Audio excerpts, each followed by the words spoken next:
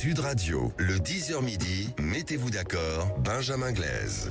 Bonjour, ravi de vous retrouver ce matin. Les débats jusqu'à midi, vous le savez, 0826 300 300 si vous voulez réagir. Nos débatteurs du jour férié, mais actif pour certains. Arnaud Benedetti, bonjour. Et merci d'être avec nous, professeur à la Sorbonne, rédacteur en chef de la revue politique et parlementaire. Je peux citer votre ouvrage aussi, Aux portes du pouvoir, RN, l'inéluctable victoire, point d'interrogation, cette édition. Michel Lafon également présent avec nous. Benjamin Cauchy, bonjour.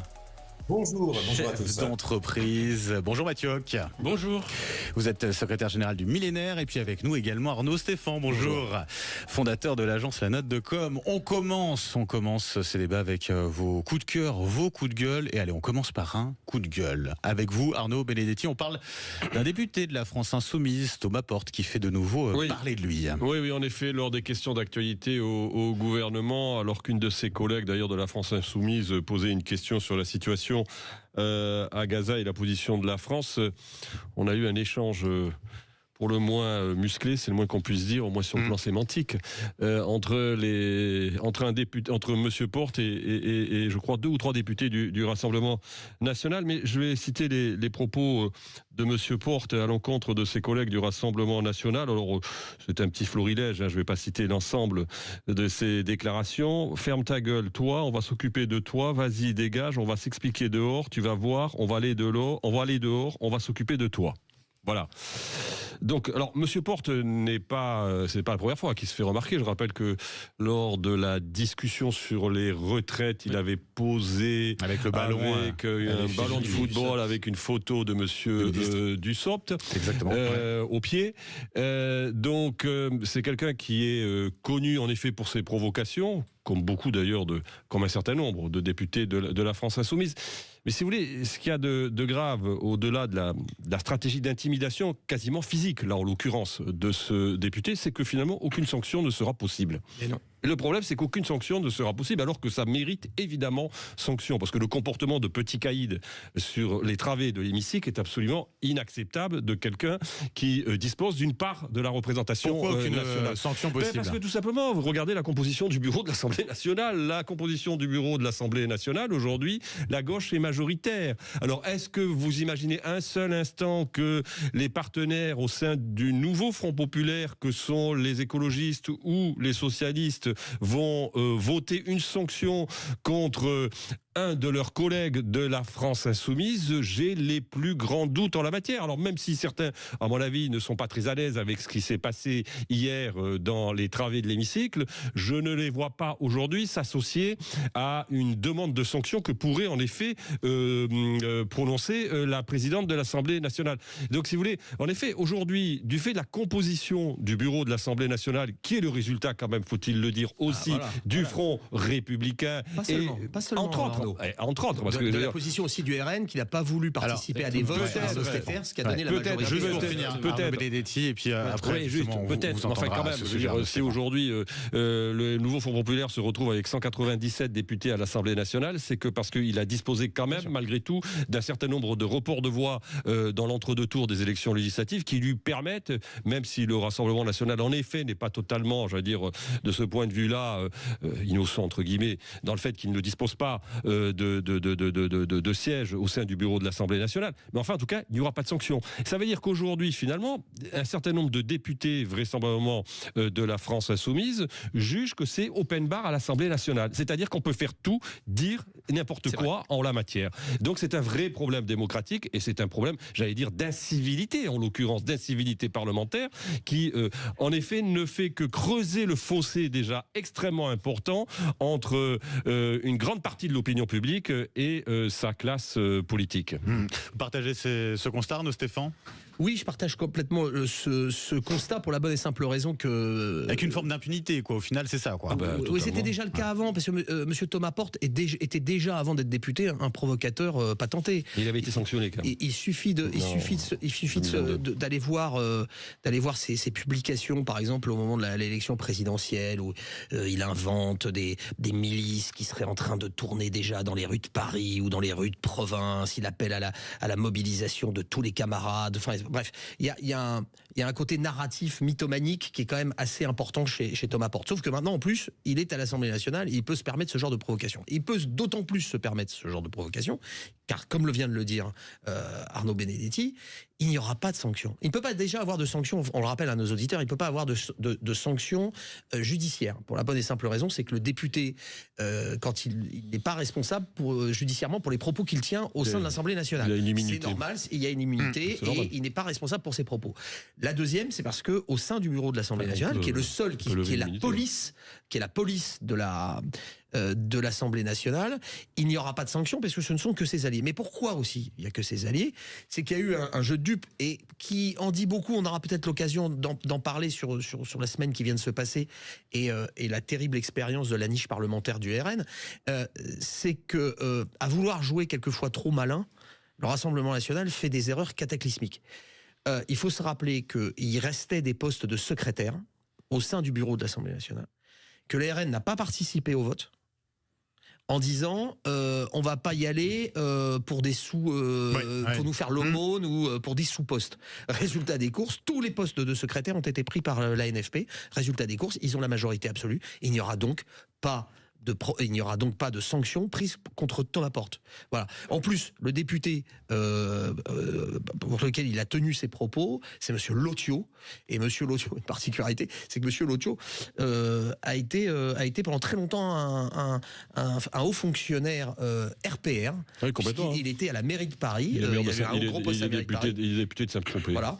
Il a été DGS de Levallois-Perret et en plus c'était un garçon charmant, donc c'est vraiment complètement, oui, totalement. Vraiment d'une gentillesse. Le Monsieur Lotio, vraiment, c'est. Avant de poursuivre avec les coups de cœur et coups de gueule de chacun, j'aimerais quand même qu'on poursuive, qu'on termine un petit peu ce débat sur ces propos de Thomas Portes et puis sur la question des sanctions. Effectivement, pas de sanctions compte tenu du rapport de force au bureau de l'Assemblée. Mathieu Hoc, réaction par rapport à cela également? Oui, en effet. Alors le premier point qui est à noter, c'est que LFI est en train de plus en plus devenir un parti de racaille. C'est-à-dire qu'on le voit sur l'ensemble des prises de position d'un certain nombre de députés à l'hémicycle ou même dans le débat public. On a de plus en plus cette volonté d'intimider ses opposants, cette volonté de faire ce que font Arnaud Benedetti a parlé de caïds, effectivement, ce que font les caïds ou les racailles à l'école ou dans les quartiers, parce qu'ils considèrent que ce sont leurs électeurs. Je ne sais pas si ça va faire honneur à leurs électeurs de penser cela et d'appliquer cette stratégie-là en termes de stratégie à l'hémicycle, parce qu'ils veulent bordéliser l'Assemblée nationale. Le deuxième point qui est souligné, effectivement, ça pose la question de comment se fait-il que la France insoumise représente une part du nouveau Front populaire qui représente que 34% des parlementaires et pour autant le bureau de l'Assemblée nationale est à majorité NFP, donc ça veut dire qu'ils ont récupéré plus de 50% des voix et cela signifie qu'il y a aujourd'hui une impunité à l'Assemblée nationale. Il y a eu des votes. Exactement. Donc ça pose la question de la stratégie effectivement des macronistes et qui ont fait du coup report de voix sur les nouveaux Fronts populaires et effectivement vous l'avez rappelé du Rassemblement national, parce qu'il y a effectivement ce point sur les secrétaires au bureau de l'Assemblée nationale, mais il y a aussi l'accord qui a été refusé par Marine Le Pen avec les Républicains pour récupérer un poste de vice-présidence donc à l'Assemblée. Donc effectivement, avec ces différents éléments-là, il y a quand même un point qui est porté sur la responsabilité de tous les députés qui ont laissé aujourd'hui une Assemblée nationale à la main de la France insoumise et à la main du nouveau Front populaire. Et malheureusement, on voit bien ce que c'est quand ça donne une image, en fait, un aperçu de ce que serait le pays si par cas la France insoumise et le nouveau Front populaire devient majoritaire. Benjamin Cauchy, choqué également par ce qu'on a pu entendre à l'Assemblée nationale? Plutôt blasé que choqué, parce que choqué, effectivement, comme l'a dit Arnaud Stéphane ou Arnaud Benedetti, la France insoumise et le nouveau Front populaire ne sont pas leur premier coup de buzz, au premier coup de couteau dans le respect qu'importe normalement l'hémicycle de l'Assemblée nationale. J'ai envie de vous dire qu'on a les élus qu'on mérite. Et effectivement, ce front républicain a porté dans les couloirs de l'Assemblée nationale des gens qui n'ont pas le niveau, des gens qui n'ont pas suffisamment de culture historique et qui sont parfaitement des idéologues et qui ne sont pas là pour faire avancer, l'intérêt collectif du pays, mais qui sont là véritablement pour incarner des communautés, pour incarner des revendications idéologiques. Et en ce sens, ils vont utiliser tous les moyens qui sont mis à leur disposition. On a la stratégie du buzz, et là, je sais que vous avez interviewé Louis Boyard ce matin sur votre antenne. On y reviendra tout à l'heure. un coutumier Beaucoup du de choses buzz. à dire. Ouais. Voilà, absolument. Et du coup, Monsieur Porte, comme disait Arnaud Stéphane, est un coutumier du fait et un amateur de mauvaises punchlines et de mettre de l'huile sur le feu. On est passé de la stratégie du buzz à la stratégie d'intimidation. Moi, la question que je pose, c'est quoi la prochaine étape? Ça fait quelques temps quand même sur l'intimidation. Oui, mais là, elle est clairement exprimée au sein de l'hémicycle, hein, non pas seulement sur des plateaux ou dans la rue, dans des manifestations plus que compromettantes. Moi, la question que je pose, c'est quoi la prochaine étape?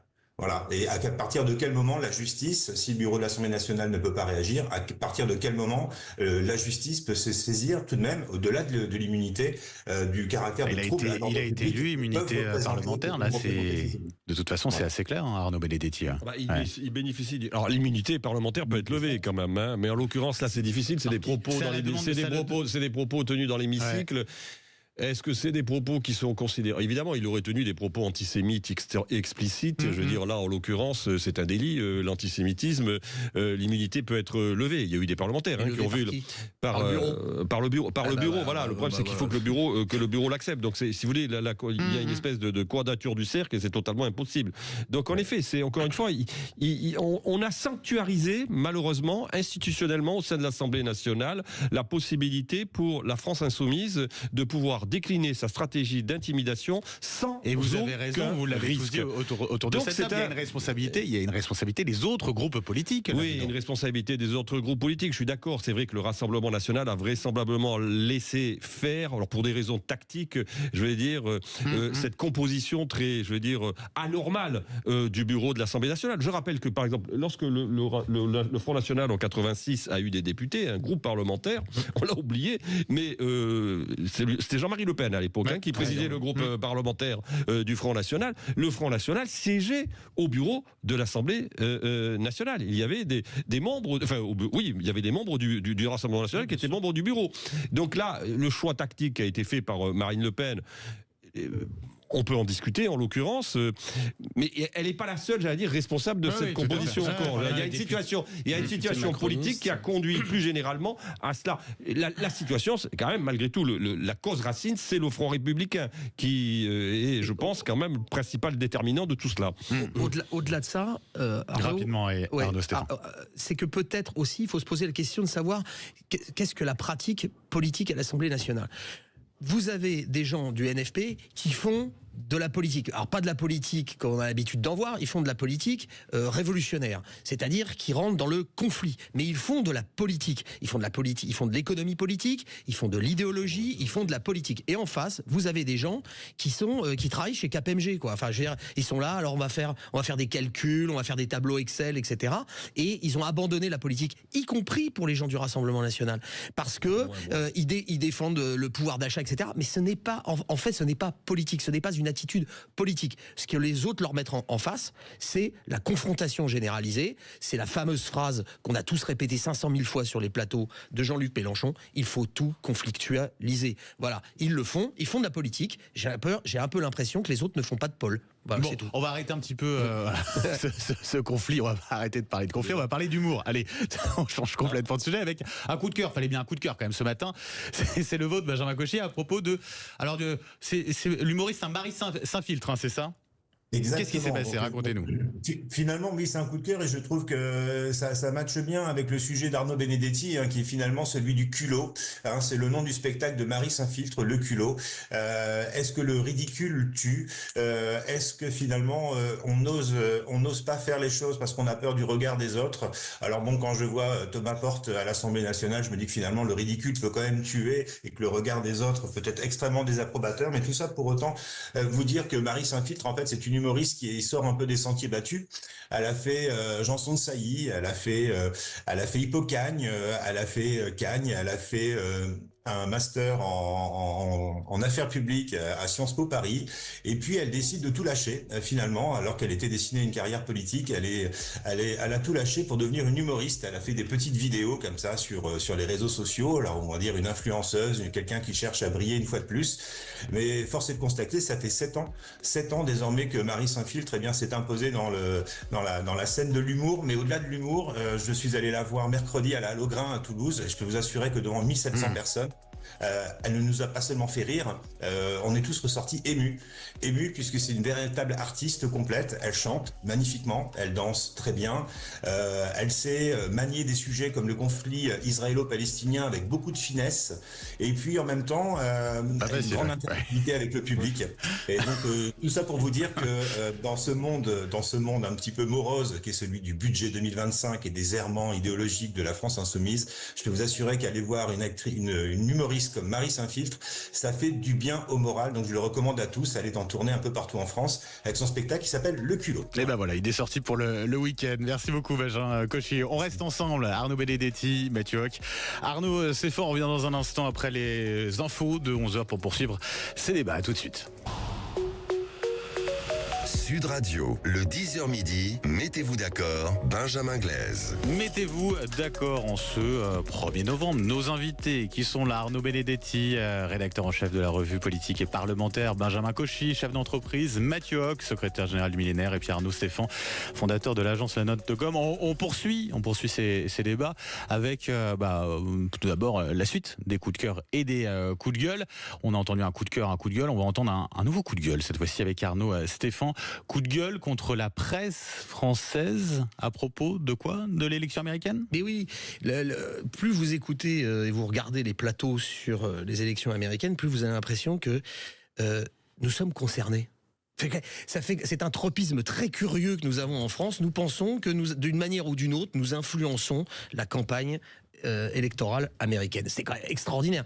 Entre reportages, chroniques, plateaux, informations toujours dans le même sens, qui essayent de nous expliquer que nous devons quasiment nous mobiliser pour la soirée du 7 novembre pour l'élection du président des États-Unis, ça devient invraisemblable. Et tout ça se fait sur le fond, en vérité, d'une très grande méconnaissance du système politique américain, des enjeux, mais également de l'instrumentalisation d'événements. Je pense notamment à ce qui s'est passé l'autre jour au meeting de Donald Trump à New York, où on nous a dit oui, des propos ont été tenus par un humoriste, on ne sait pas qui c'est, Tony Hinchcliffe, oh là là mon Dieu. Allez sur Internet, vous allez voir qui est Tony Hinchcliffe. C'est une superstar, Tony Hinchcliffe. Il a une émission qui s'appelle Kill Tony, qui est invraisemblable, et il pratique quelque chose qui se fait beaucoup aux États-Unis, qui s'appelle le roast. C'est-à-dire qu'on fait venir un invité très prestigieux, là en l'occurrence ça a été Tom Brady, qui est un très grand joueur de NFL, de football américain aux États-Unis. Ouais. Et il a passé 2 heures à se faire démonter par des humoristes, mais ça reste bon enfant. Et à la fin, celui qui a clôturé ça, c'était Tony Hinchcliffe. Tony Hinchcliffe lui-même remplit le Madison Square Garden quand il fait ses propres émissions, sur des émissions donc Kill Tony. C'est une superstar. Et on a coupé dans les propos de Tony Hinchcliffe. Il remerciait, il appelait donc à voter Donald Trump, et il disait, parce que ce qui se passe aujourd'hui, vous voyez ce que je viens de faire, c'est la liberté d'expression. Ce qu'il y a de plus important, c'est la liberté d'expression, et que si jamais on se trompe de candidat, vous aurez la censure, vous ne pourrez plus rien dire, et on pourra même plus rigoler de tout et n'importe quoi. Voilà. Et on rappellera aussi qu'au même moment, un autre humoriste, mais curieusement lui il a eu de la chance, c'était un meeting des démocrates, avait expliqué Donald Trump veut construire un mur, j'espère qu'il va le construire en un jour, parce que s'il laisse traîner du matériel, pas sûr qu'il le retrouve le lendemain. Sympa pour les Mexicains. Mais là, pour le coup, ça n'a pas soulevé les foules, et surtout personne sur les plateaux, aucun n'a jamais parlé ni de qui est Tony Hinchcliffe, ni de la blague de George Lopez dans un meeting du Parti démocrate. Tout ça est oublié parce que nous sommes le camp de la morale, nous sommes le camp du bien, et que même nous voulons soigner et guérir nos amis américains parce que nous pensons que nous avons un rôle à jouer dans cette élection. La polémique, elle a été d'abord aux États-Unis avant que ça n'arrive en France. Quand même, Arnaud Benedetti, je ne sais pas ce que vous en pensez à ce sujet-là. On parle aussi de la campagne américaine, ça a quand même un impact. Quand même de voir qui sera élu entre Donald Trump et Kamala Harris. Mais que la campagne américaine ait un impact sur l'ensemble de la planète, tout le monde sera d'accord là-dessus. Ça me paraît assez évident, et c'est pas nouveau en la matière. Hein, c'est quand même la première puissance quand même encore mondiale. Donc il est évident que ça a une influence. Mais c'est vrai que je veux dire, il faut éviter. Je partage ce que dit Arnaud Stéphane, d'avoir nos propres prismes de perception qui ne sont pas les prismes de perception des Américains Américains. Et encore, les Américains, c'est très hétérogène comme catégorie en la matière. Ouais. Moi, je vois, par exemple, il y a des sondages qui sont effectués en ce moment pour savoir ce que les Français préféreraient avoir comme président des États-Unis. Je veux dire, ça n'a strictement aucun sens en la matière. D'autant plus qu'on voit bien que ça soit l'un ou l'autre, ça va être des mauvaises nouvelles de toute façon pour la France et pour l'Europe. Hein, de toute façon. Voilà. De toute façon, il faut être clair. Il y en a pas un qui est mieux que l'autre. Les Américains ont une position, je veux dire, quelle que soit de toute façon leur présidence, c'est de défendre leurs intérêts. Je veux dire, c'est comme toute logique impériale. Hein. Un empire, il défend ses intérêts. Donc, il ne faut pas se tromper. Je veux dire, que ça soit Madame Harris ou Monsieur Trump, les Américains défendront leurs intérêts, quoi qu'il en soit. Maintenant, après, je veux dire, il est évident qu'on a une lecture qui est extrêmement biaisée et qui est une lecture aussi parfois portée par un certain nombre de médias et un certain nombre de leaders d'opinion. De toute façon, on a bien compris que pour une partie des élites de ce pays, je parle en France, Trump était le mauvais génie, en l'occurrence. Donc, il est évident que à partir de là, on surdiabolise la personnalité de Donald Trump pour valoriser d'une certaine manière celle de Madame Harris. Après, les Américains choisiront. Ils choisiront. C'est eux qui choisiront. Et en plus, encore une fois, il y a une mauvaise lecture même institutionnelle qui est faite. Il ne faut jamais oublier, c'est un collège de grands électeurs qui élit le président des États-Unis. Direct. Mais oui, donc aujourd'hui, si vous voulez, je rappelle que Trump a été élu en 2016 en ayant moins de voix que Madame Clinton, mais en ayant plus de grands électeurs. Donc aujourd'hui, si vous voulez, tous les sondages que l'on peut aujourd'hui mettre en avant pour dire, regardez en nombre de voix, Madame Harris est pour l'instant, semble-t-il, et encore, ça reste à démontrer, devant Monsieur Trump, ces sondages-là, finalement, n'ont très peu de sens parce que, encore une fois, ce qui fera la différence, ce sont les grands électeurs et notamment les fameux États balance. Et puis les États, les swing states, à la limite, on peut regarder le sondage sur ces États-là. Mais sauf que ça ne nous apprend pas grand-chose parce qu'on est dans la marge d'erreur, c'est très serré aussi dans chacun de ces États. Je rejoins, mauvaise lecture culturelle et une mauvaise lecture institutionnelle. Mathieu, moi, ce que je retiens de ce qu'a dit Arnaud Stéphane, qui est très intéressant, c'est qu'effectivement, une partie de la presse et des élites de ce pays, comme disait Arnaud, rêvent que ce soit Kamala Harris qui gagne face à Donald Trump. Mais pourquoi ils rêvent de cela? Parce qu'effectivement, il y a le cas, ils se pensent être dans le camp de la morale et le camp du bien, mais surtout, c'est que les indicateurs électoraux dans les swing states, du coup, dont vous parlez, sont très mauvais pour Kamala Harris. Il y a 3 types de swing states, il y en a 7. Il y a 3 types d'États clés. Les premiers États, c'est ceux du Sud, donc c'est l'Arizona et le Nevada. Ouais. On voit aujourd'hui que, en ayant décroché dans l'électorat les latinos, notamment sur les questions migratoires, Kamala Harris va perdre l'Arizona, c'est quasiment certain. Nous, on travaille dessus, on a une équipe qui travaille dessus quasiment tous les jours aujourd'hui et qui sortira un rapport lundi. Elle a perdu quasiment l'Arizona. Le Nevada est en train de tomber, même s'il reste une poche d'électeurs pour Kamala Harris à Vegas. Donc ça, c'est le premier point. Donc elle a perdu quasiment ces États du Sud. Et c'est pour cela, d'ailleurs, qu'elle ne fait même plus campagne dans les États du Sud, parce que l'état-major des démocrates considère qu'ils ont complètement perdu là-bas. Ensuite, après, il reste 2 types d'États. Les États... Donc, vous avez vu à Vegas, quand même, cette pub que ça va faire Kamala Harris, quand même, sur le dôme de Las Vegas.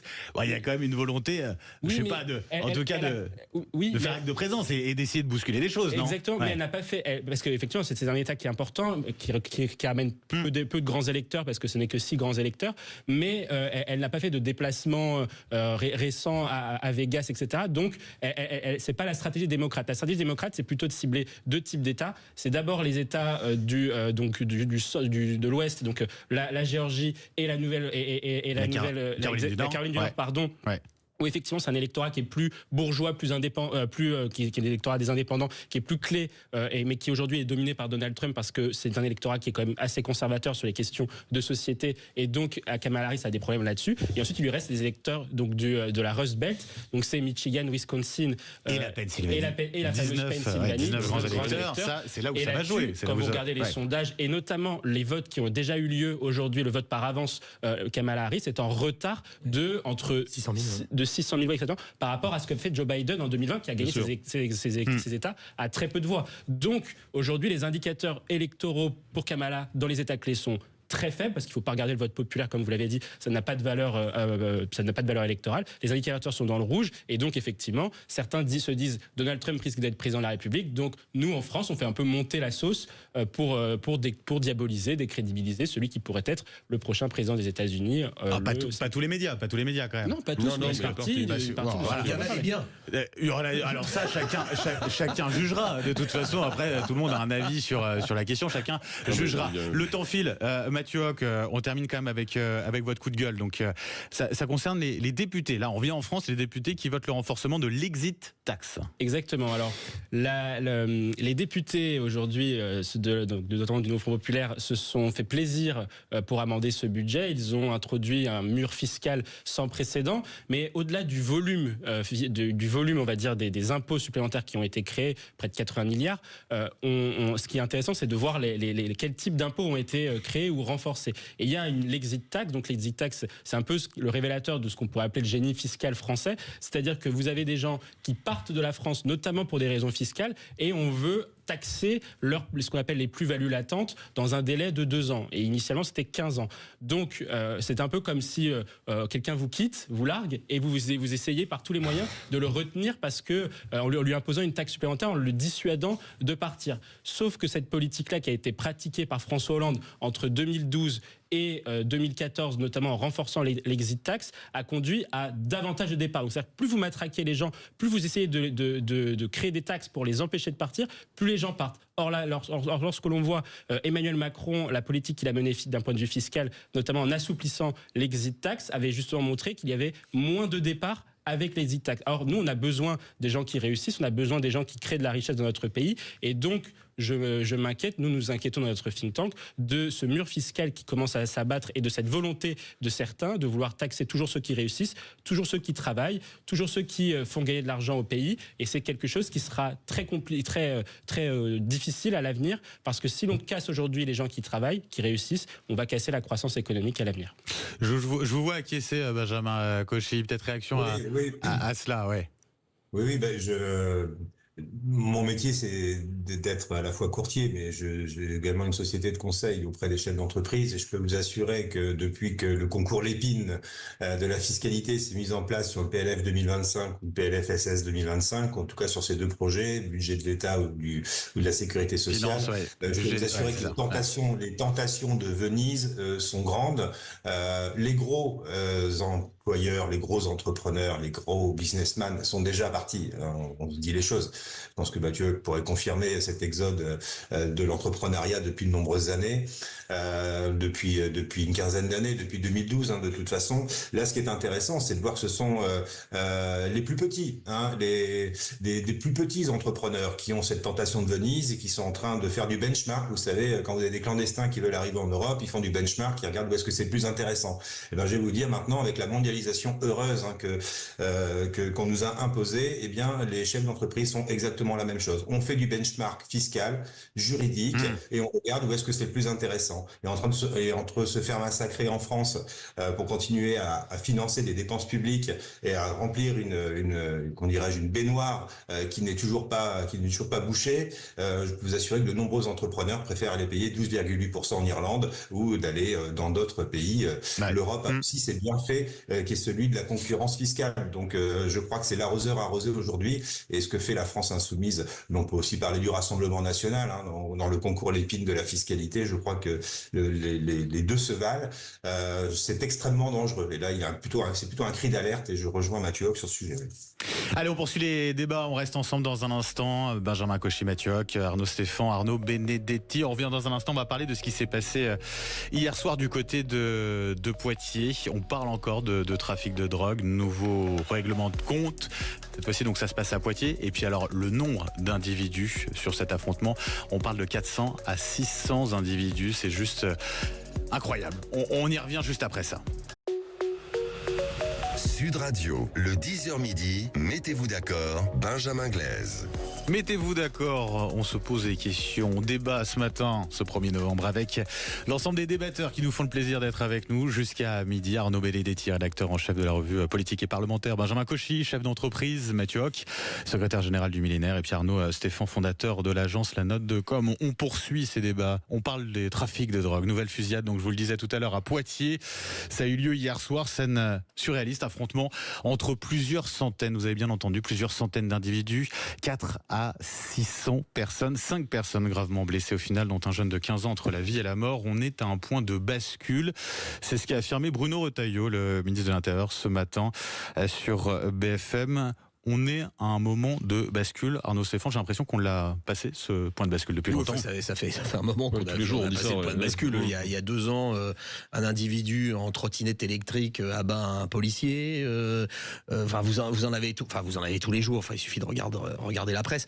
Ce qui est fascinant, dans le mauvais sens du terme, ce qui est fascinant sur l'affaire de Poitiers, c'est que on en parlait hors antenne. On parle de Poitiers, quoi. Qui aurait imaginé dans ses pires cauchemars que la bonne ville de Poitiers devienne le théâtre d'événements de ce type-là. Et puis une réflexion plus personnelle. Vous avez un carambolage en plus des références un peu de l'imaginaire, et vous avez à la fois cette scène de gens assis à une terrasse qui se font tirer dessus. Donc vous tombez dans le Chicago. Et derrière, vous repartez sur le Moyen-Âge, avec des grandes compagnies, voilà, les grandes compagnies du Moyen-Âge, où vous avez 600 personnes qui se mettent dedans. Alors pour ceux qui aiment l'histoire, et je sais que sur Sud Radio, les auditeurs aiment l'histoire, et bien qui regardent le nombre de personnes qui étaient engagées dans certaines batailles du Moyen-Âge, on est à peu près sur ça. C'est-à-dire que, grosso modo, on s'imagine quelquefois à cause d'Hollywood que ce sont des grandes batailles avec des milliers de gens, la plupart du temps, pas souvent, et que 600 personnes, on n'est pas loin d'une bataille au Moyen-Âge ou à la Renaissance. Donc, je veux dire, c'est hallucinant. Hallucinant. Et je suis un peu surprise par la réponse politique. Nous allons faire des choses. On est toujours dans la législation du lendemain. Voilà. La difficulté des politiques aujourd'hui, c'est qu'il est toujours dans la gestion Bruno du Retailleau lendemain. qui est à Rennes aujourd'hui, après ce qui s'est passé le week-end dernier. Et cet enfant, on rappelle, 5 ans, qui est toujours entre la vie et la mort, lui. Mais nous sommes rentrés dans quelque chose d'autre. Et je suis pas sûr aujourd'hui que le format intellectuel ou le format de la politique française soit apte à comprendre ce qui est en train de se passer. On vit une dérive mexicaine. C'est ce qu'a dit Retailleau. C'est ce que dit Retailleau ce matin, d'ailleurs. Il est gentil, monsieur Retailleau, mais pendant des années, il a eu des postes très importants au Sénat. Il a eu la possibilité de faire plein de choses dans sa famille politique. Me semble-t-il, ils ont été au pouvoir à de nombreuses reprises jusqu'en 2012. Qu'ont-ils fait ? Voilà. Encore une fois, c'est pas une nouveauté. La prospective, ça sert pas à rien. Au ministère de l'Intérieur, il y a des gens qui travaillent. Ça fait longtemps qu'il y a des gens qui tirent la sonnette d'alarme en disant attention, il va se passer des choses très graves. Il me semble qu'il y a aussi un ministre, il y a pas si longtemps que ça, le pauvre est mort, nous avait expliqué que nous allions au face-à-face et à des situations extrêmement compliquées. Oui, Arnaud Benedetti. Alors, non, juste, je ne veux pas me faire l'avocat de Bruno Retailleau, mais il vient de prendre ses fonctions et force est de constater qu'il a toujours tenu un discours en tant que sénateur qui était un discours de très grande fermeté et justement un discours très critique vis-à-vis de ce que pouvaient faire les gouvernements en place sur la question de la sécurité. Mais après, c'est vrai que finalement, on est frappé par... il y a 3 caractéristiques dans ce qu'on est en train de vivre. En effet, d'abord, le fait qu'on a une extension du domaine de cette très grande délinquance sur l'ensemble du territoire national, dans des zones où finalement on ne s'attendait on s'attendait pas à ce que ce type de phénomène puisse apparaître. Poitiers, Rennes, Dijon, Cavaillon, etc. Châteauroux. Bon, on avait quand même quelques grandes métropoles qui étaient un peu, j'allais dire, des points de fixation en matière notamment d'implantation mafieuse sur le pays. Ça, c'est un premier point. Deuxième point, là, ce qu'il y a avec Poitiers, c'est en effet cette espèce de volume. Le ministre de l'Intérieur parle de 500 à 600 personnes qui se sont affrontées.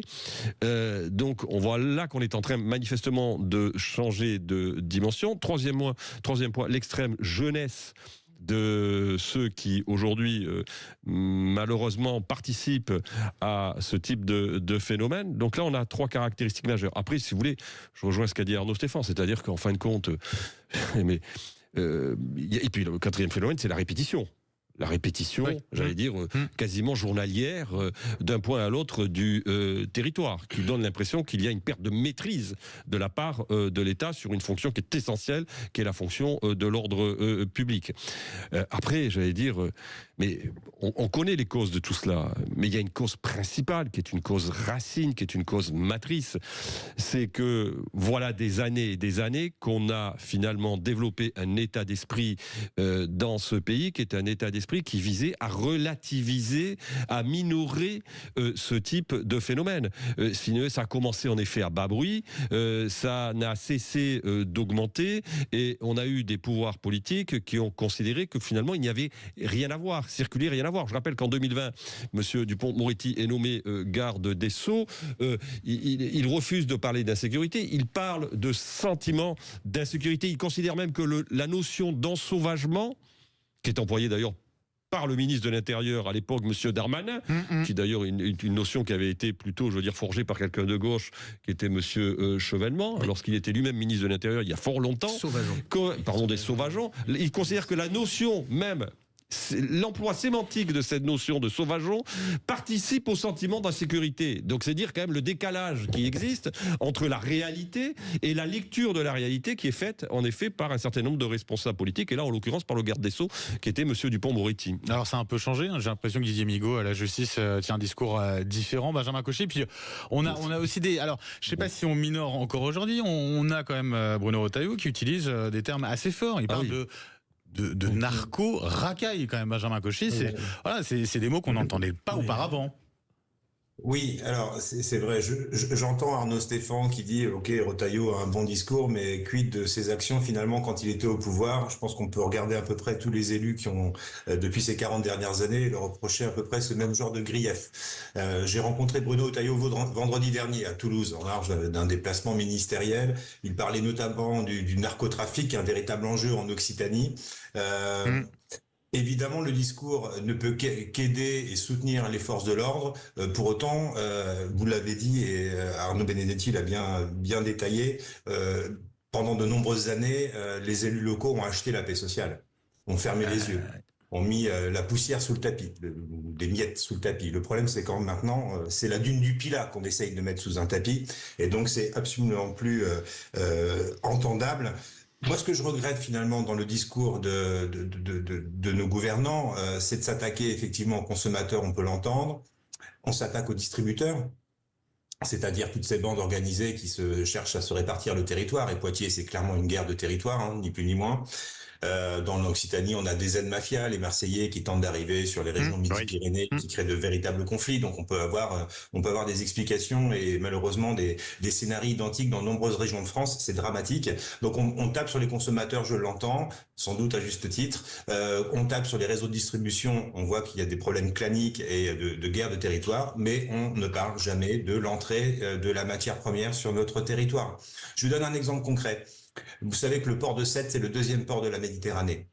Il n'y a pas de scanner à container dans le port de Sète en Occitanie. Lorsque la police de l'air et frontières souhaite fouiller et déterminer ce qu'il y a dans les containers, le deuxième port de Méditerranée pour la France, après Marseille, d'accord, eh bien il faut savoir qu'il faut faire venir un scanner à container depuis le Havre par la route. Ça met 3 jours. Donc si le scanner vient 2 fois par an dans la ville de Sète, dans le port de Sète, ben voilà, vous aurez fait quelques miracles. Donc j'entends tous ces discours de fermeté, la prise de conscience, mais désormais non seulement criée par les oppositions qu'on disait populistes ou de droite nationale ou de droite réactionnaire, enfin tous les noms que vous voulez. Aujourd'hui, même la majorité, aussi fébrile soit-elle, prend conscience des choses. Mais encore une fois, j'ai envie de dire, tapons aussi sur les producteurs et contrôlons ce qui rentre dans notre pays. Ça asséchera ces conflits. Benjamin Roch, rapidement pour conclure sur ce sujet-là. Oui, très rapidement. Il y a un premier point qui est effectivement sur les consommateurs, ça a été dit, parce que de toute façon, tant que la France reste le premier marché de consommation du cannabis, le 3e d'héroïne et le 6e de cocaïne, on n'arrivera jamais à enrayer les trafics. Ça, c'est le premier élément. Et effectivement, les mesures proposées par Bruno Retailleau vont dans le bon sens. Le deuxième point, ça a été rappelé, et je ne vais pas reprendre le diagnostic, tout le monde le connaît sur la guerre des territoires, mais effectivement, il y a un problème plus global qui est effectivement une question de culture d'état d'esprit avec la doctrine du pas de conflit, pas de vague, où on a justement, en achetant la paix sociale avec une politique, la politique de la ville très dispendieuse, 111 milliards d'euros sur les 10 dernières années, on s'est dit qu'avec ça, on allait enrayer la pauvreté et finalement on allait enrayer les trafics, ce qui est complètement faux. On le voit avec l'exemple de Marseille notamment. Le troisième point qui est important, et donc finalement l'état de droit et la politique de la ville créent des zones de non-droit, puisque de fait l'État n'intervient plus à renier les services régaliens pour pouvoir mettre davantage de social. Et le troisième point qui est très important, et ça a été rappelé, c'est effectivement l'enjeu diplomatique, parce que la drogue aujourd'hui en France n'est pas produite en France, elle est produite ailleurs, et donc il faut qu'il y ait si c'est un peu plus vrai effectivement depuis la crise sanitaire, mais en règle générale, c'est quand même le cas, notamment sur les opiacés qui viennent plutôt du Moyen-Orient, Iran, Afghanistan, etc. Oui. Sur le cannabis, il y a quand même encore une très forte production marocaine, notamment donc les pays du Maghreb, et puis la cocaïne vient encore quand même beaucoup d'Amérique latine. Tant que la France et l'Europe ne se saisissent, et même les États-Unis, les pays occidentaux ne se saisiront pas de cet enjeu diplomatique pour instaurer un rapport de force, quitte à mettre des sanctions économiques à des pays qui justement laissent faire la production de drogue, on n'arrivera pas effectivement à enrayer les trafics chez nous, malheureusement. Et on va suivre donc cette visite aujourd'hui de Bruno Retailleau à Rennes. Autre rendez-vous la semaine prochaine, vendredi prochain. Bruno Retailleau et Didier Migaud, un garde des Sceaux, qui seront cette fois-ci à Marseille pour présenter un plan de lutte contre les narcotrafics. On verra ce qu'il en est exactement. À noter que Bruno Retailleau devrait être l'invité de Jean-Jacques Bourdin la semaine prochaine. D'ici là, nous on poursuit les débats. On va revenir à l'Assemblée nationale dans un instant avec la niche du Rassemblement national. C'était hier, chou blanc pour le RN. À tout de suite. Sud Radio. Sud Radio. Parlons vrai. Parlons vrai. Sud Radio. Parlons vrai. Sud Radio, le 10h midi, mettez-vous d'accord, Benjamin Glaise. Mettez-vous d'accord, ça débat pendant la pub, effectivement ça continue de débattre. On va parler d'un autre sujet, maintenant on va à l'Assemblée nationale, ça a été une journée tendue encore, on pourrait dire une nouvelle fois tendue à l'Assemblée hier. Journée particulière puisque c'était la niche du Rassemblement national, ça veut dire que c'était le RN qui avait la main sur l'ordre du jour avec différents textes qui étaient proposés par le groupe de Marine Le Pen, expulsion de délinquants étrangers, rétablissement des peines planchées, et puis abrogation de la réforme des retraites. Alors, on savait le texte avait été vidé assez largement en commission auparavant. En tout cas, chou blanc pour le RN, rien n'est passé. Est-ce que c'est un échec ou pas pour le RN, Arnaud Benedetti?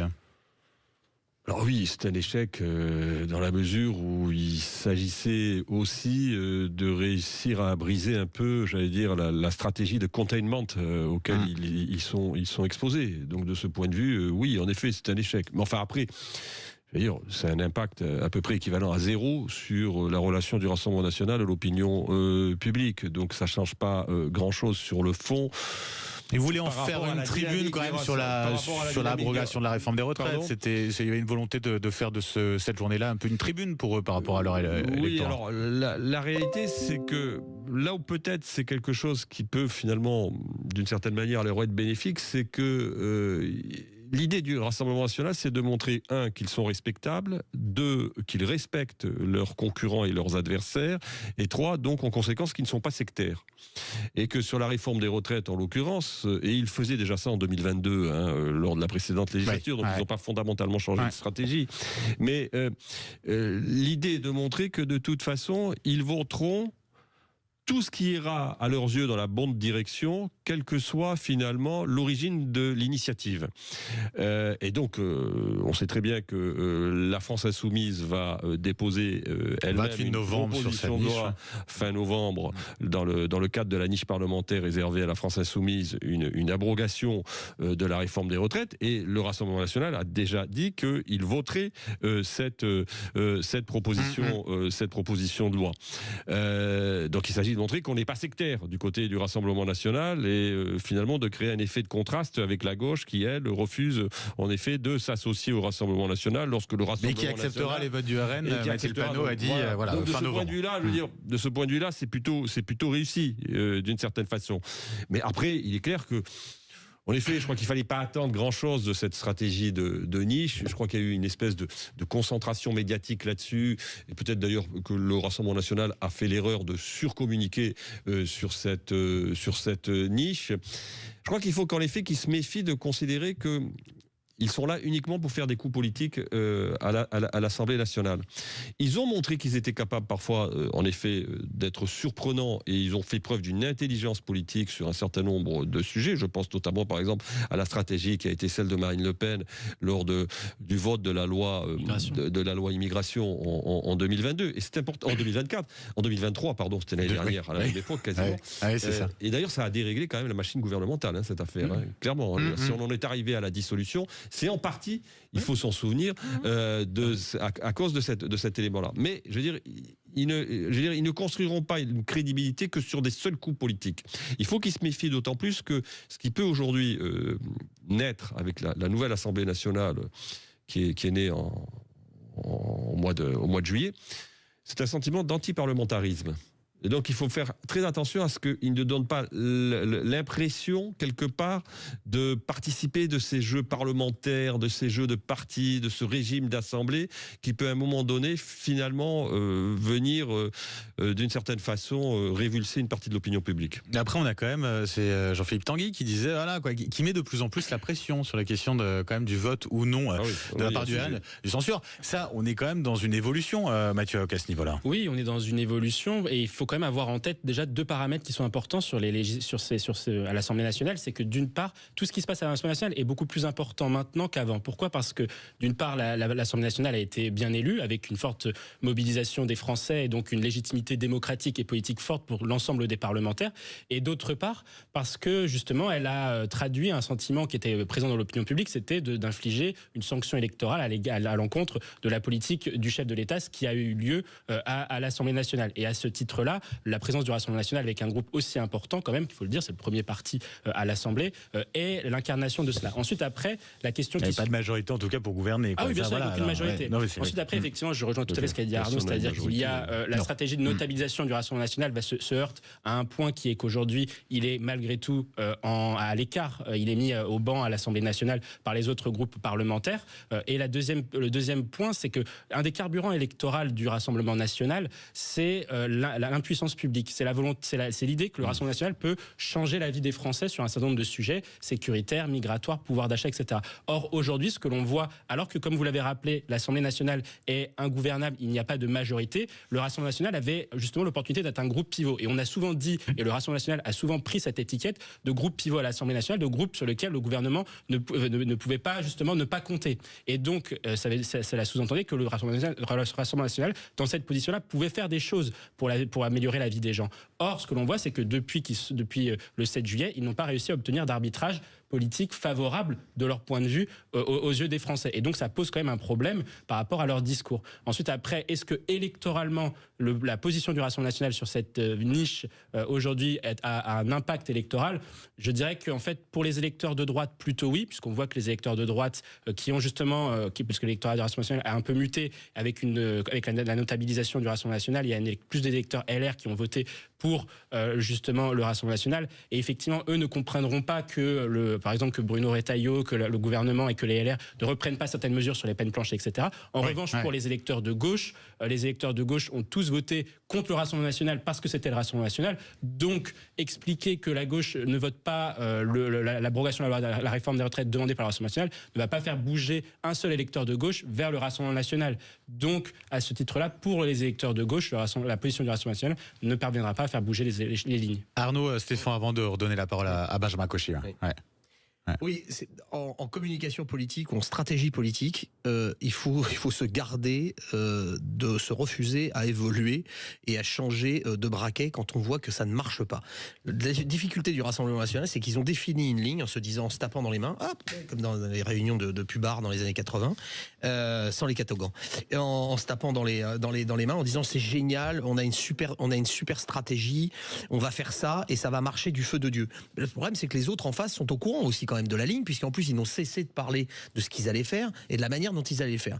Et on voit bien, en plus depuis quelques jours, ça montait, puisque le leader Minimo avait pris la parole, Jean-Luc Mélenchon, en expliquant que de toute façon il ne voterait pas le texte du Rassemblement national parce que c'était une escroquerie, il ne le voterait pas parce que c'était le texte du Rassemblement national, il ne le voterait pas pour 5000 raisons. Donc déjà on était dans cette ambiance qui commençait à monter autour de ce texte du Rassemblement national. Et il n'y avait aucune raison que les autres groupes se laissent piéger par le plan du Rassemblement national. Évidemment qu'il n'y avait aucune raison de le faire. Le deuxième danger, le deuxième écueil, c'est que quand ça fonctionne comme ça, et on voit bien qu'aujourd'hui le Rassemblement national peut faire ce qu'il veut à l'Assemblée nationale, ça ne passe pas, ça n'imprime pas. Ils essayent de faire des coups politiques, comme le disait Arnaud, très justement, mais ce n'est pas une stratégie sur le long. En réalité, et certains l'avaient dit, sur des plateaux ou autres, il y a un moment donné, quand vous êtes dans cette situation-là, il faut sortir la politique de l'Assemblée nationale. En effet, et là encore je rejoins Arnaud Benedetti, mais souvent, si le Rassemblement national reste à l'Assemblée nationale, il sera consubstantiel de la catastrophe qui se passera dans une situation où le Parlement aura un rôle central. Plus la situation sera bordélique, moins il y aura de réformes, plus on se retrouvera dans des conflits, etc., moins ça bénéficiera au Rassemblement national. Il faut absolument et d'urgence qu'ils ressortent la politique de l'Assemblée nationale pour faire de la politique. Autrement, ils sont bloqués. C'est une mauvaise stratégie. Benjamin Cauchy, mauvaise stratégie de la part du Rassemblement national, là ? Oui, alors je lisais ce matin le Figaro et je voyais effectivement le bilan en demi-teinte de cette niche parlementaire où finalement à la fois Marine Le Pen d'un côté et Thomas Ménager qui était député rapporteur du texte sur l'abrogation que vous avez bien connu, la réforme des retraites, avouaient finalement que c'était quand même bien utile d'avoir une tribune et que c'était quand même important de parler de la retraite. Quoi qu'il en soit, le bilan pour les Français, il est complètement caduc. Moi, j'ai plutôt le sentiment, depuis le début de cette nouvelle législature, que le Rassemblement national est en train de se faire démonétiser. Va se faire démonétiser sur sa droite avec un gouvernement et notamment Monsieur Retailleau qui reprend allègrement toutes les aspirations des Français sur les questions sécuritaires et migratoires et qui forcément démonétise un petit peu le Rassemblement national sur ce sujet-là. Et enfin, la démonétisation sur sa gauche, puisque la stratégie non pas d'union des droites mais d'union populaire de Marine Le Pen, on essaye au maximum de récupérer l'électorat de gauche, et là on se rend bien compte qu'il n'y arrive pas en incarnant cette abrogation de la réforme des retraites.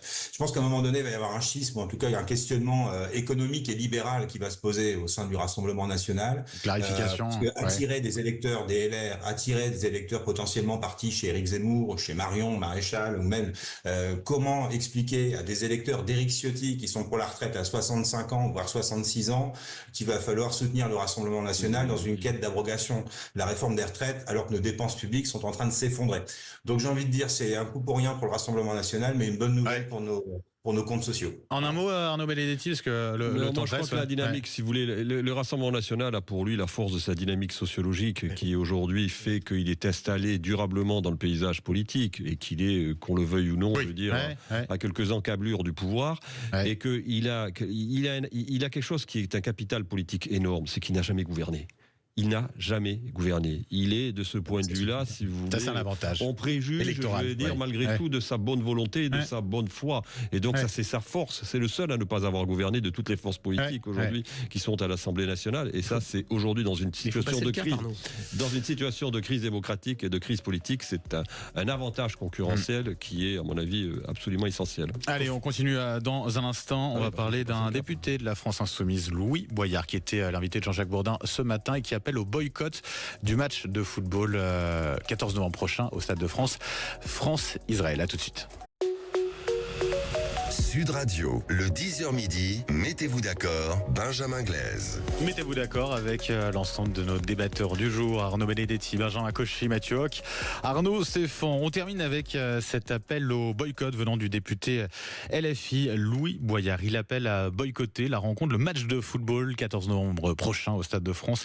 France-Israël, dans le cadre des matchs comptant pour la Ligue des Nations. Que dit-il? Devant le génocide à Gaza, les Bleus ne doivent pas accueillir Israël au Stade de France. C'est ce qu'il écrit dans un message. Appel au boycott. Il était l'invité, Louis Boyard, de Jean-Jacques Bourdin ce matin pour préciser ses propos. Donc sur Sud Radio, on l'écoute. Mais je demande à ce qu'on en termine avec le 2 poids 2 mesures. Je ne vois pas pourquoi. Avec Israël. Je vois pas pourquoi est-ce qu'aujourd'hui on a des sanctions contre la Russie et la Biélorussie à juste titre. C'est des gens qui violent tout le droit international, qui violent le droit de la guerre. Mais par contre, quand il s'agit de la politique du gouvernement israélien, on n'en fait absolument rien. Donc moi, je demande à ce qu'on en termine avec le 2 poids 2 mesures. Pour la Russie et la Biélorussie, pas de souci, on peut dire la FIFA prend des sanctions, mais pour le gouvernement israélien qui tue 42 000 personnes, qui empêche l'accès aux soins, à l'eau et à la nourriture, ce sera le 2 poids 2 mesures. Le 2 poids 2 mesures, Mathieu Hoc, vous en pensez quoi ça de ces propos? Non, il y a une réponse de toute façon qui est factuelle. Il y a deux réponses. Il y a une réponse factuelle, une réponse politique. Factuellement, Israël n'est pas dans le cas de la Russie, puisque, à ma connaissance, l'Ukraine n'a jamais agressé la Russie. L'Ukraine n'est jamais entrée sur le territoire russe avant mars 2022. Donc, l'Ukraine se défend. Et donc, la Russie est en position d'agresseur. Israël s'est fait agresser par le Hamas le 7 octobre, où il faut quand même rappeler qu'ils ont subi le plus grand massacre de l'histoire du peuple juif depuis la fin de la Seconde Guerre mondiale. Ensuite, après, d'un point de vue politique, bon, c'est ce que c'est toujours la même chose avec la France insoumise. Ils surfent sur l'antisionisme ambiant dans une partie de l'électorat pour pouvoir justement en bénéficier d'un point de vue politique. Et il faut quand même le rappeler que l'antisionisme aujourd'hui, c'est le fondement de l'antisémitisme, parce que ce que dit Monsieur Boyard, en fait, la question qui est posée, c'est que lui se définit comme antisioniste. Donc contre, c'est-à-dire pourquoi milite-t-il quelles sont les conséquences d'être antisioniste? Est-ce qu'il ne veut plus d'État juif en terre de Palestine, ce qui est une partie non négligeable des antisionistes, ou est-ce qu'il veut aujourd'hui, il veut justement qu'il n'y ait plus de juifs en terre de Palestine? C'est deux choses qui sont différentes, mais c'est aujourd'hui la conséquence d'être antisioniste. Donc la question qui est posée à Louis Boyard, c'est lui qu'est-ce qu'il veut réellement? Parce que dire il faut arrêter les massacres, c'est pas comme ça que les règles internationales fonctionnent. Donc non, effectivement, le deux poids deux mesures n'existe pas, et Israël a le droit de participer aux Jeux Olympiques, a le droit de participer aux compétitions sportives de la même manière que les autres pays. Après, c'est pas surprenant venant de la France insoumise. Arnaud, Stéphane, déjà au match aller, alors qu'il avait été délocalisé, c'était pas en Israël, c'était en Hongrie. On avait déjà eu ces débats qui reviennent au final, voilà quoi. Oui, mais de la part de la France insoumise sur ce sujet-là, comme sur d'autres d'ailleurs, il faut jamais être surpris. Hein. C'est un peu comme dans l'itinéraire d'un enfant gâté avec Jean-Paul Belmondo. Il faut jamais que tu aies l'air surpris. Bon, il faut jamais avoir l'air surpris quand on se retrouve face à un monsieur comme Monsieur Boyard, puisque sur ce sujet-là en particulier, la France insoumise pratique la stratégie de la provocation et de la tension. Voilà, ils attendent évidemment une réponse qui sera contraire. Évidemment que ce match aura lieu. Je ne sais pas dans quelles conditions. Bruno Retailleau l'a réaffirmé ce matin. Il aura lieu avec un dispositif de sécurité forcément renforcé à l'intérieur comme à l'extérieur du stade. Si l'équipe d'Israël est huée et qu'on entend des slogans, ça sera pas deux chants de supporters un peu tendus qui seront dans ce stade. Ça peut être terrible. Enfin, je veux dire, il peut y avoir plein de choses qui peuvent se passer pendant cette soirée. Moi, je suis un peu étonné que le politique, dans cette même compétition, pardonnez-moi, je vous coupe juste d'un mot. Oui, dans cette même compétition, on a la Belgique qui devait accueillir Israël sur le premier match de cette phase de groupe, et finalement le match a été délocalisé lui-même en Hongrie à l'époque, parce que on avait des villes qui avaient peur justement en termes de sécurité, en termes de débordement. Il faut connaître la Belgique pour savoir que c'est pas juste une peur, c'est une réalité. Y compris même à Bruxelles, vous pouvez pas organiser ce type aujourd'hui de match à Bruxelles. Enfin, je sais pas, Molenbeek, c'est pas très loin du centre-ville. Hein, voilà, donc faut savoir ce que c'est. Mais qu'en France aujourd'hui, enfin, je veux dire, bravo à ce député de la France insoumise de permettre ce carambolage. À la fois le même week-end on a les narcos à Poitiers et on nous annonce déjà que ça va être l'intifada au Stade de France. Enfin, je veux dire, on marche sur la tête. Qu'est-ce qui est devenu ce pays, quoi? Benjamin Cauchy, ouais.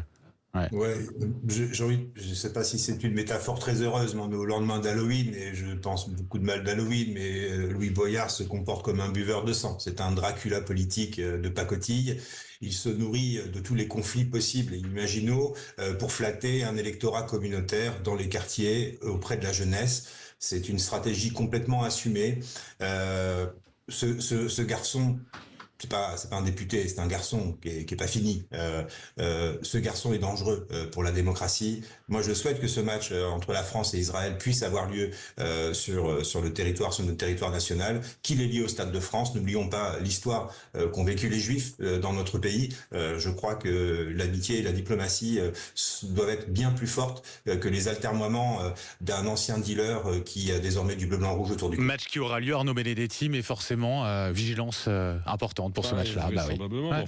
Boyard ne fait que, répéter la stratégie de conflictualisation, qui est la stratégie de conflictualisation de la France insoumise. Donc pas de surprise, rien de nouveau sous le soleil, si je puis dire.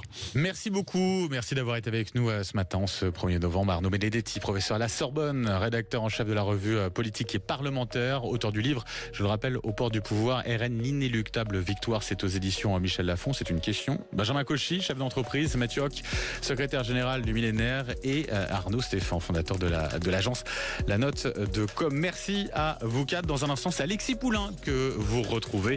Poulain sans réserve. Très belle journée à tous. Sud Radio. Parlons vrai. Sud Radio. Parlons vrai.